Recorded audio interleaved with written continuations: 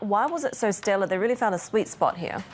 They did, Heidi, and ultimately this is about the structural headwind, tailwind of this lending, boom that's going on really across many areas of the business. That's allowing it to profit not just in the consumer area, where there's of course much more lending to individual households across America, but also on the commercial side as well. And both of those were particularly strong. It's also, of course, benefiting from its size and from the acquisition of First Republic, which happened earlier on in the year. So there's a number of things which kind of working together did mean it was a particularly strong quarter. And of course, you had some high expectations of that going into this, and I think that's kind of what you saw in the share price. You had a decent rally, but most of that tapered off through the mid part of the session on Friday.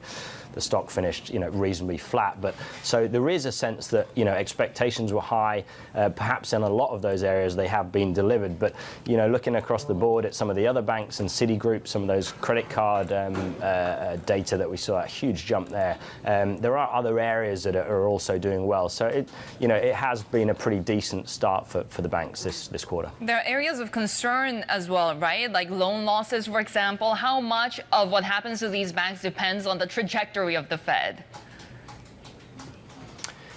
Yeah, Sherry, a lot of these kind of concern areas are really things that have been well flagged. So loan losses, as you mentioned, particularly as it pertains to the crisis that we're seeing in commercial real estate, a very well-flagged area that's performing very sluggishly, of course, with a lot of privately held assets that are being sold off at big discounts, not just in the States, but around the world, as a lot of these asset allocators that have been over-allocated to commercial real estate kind of pare back on some of those assets. So there's that area, but there's also, of course, this idea that will the Fed kind of go one more time and then that's it?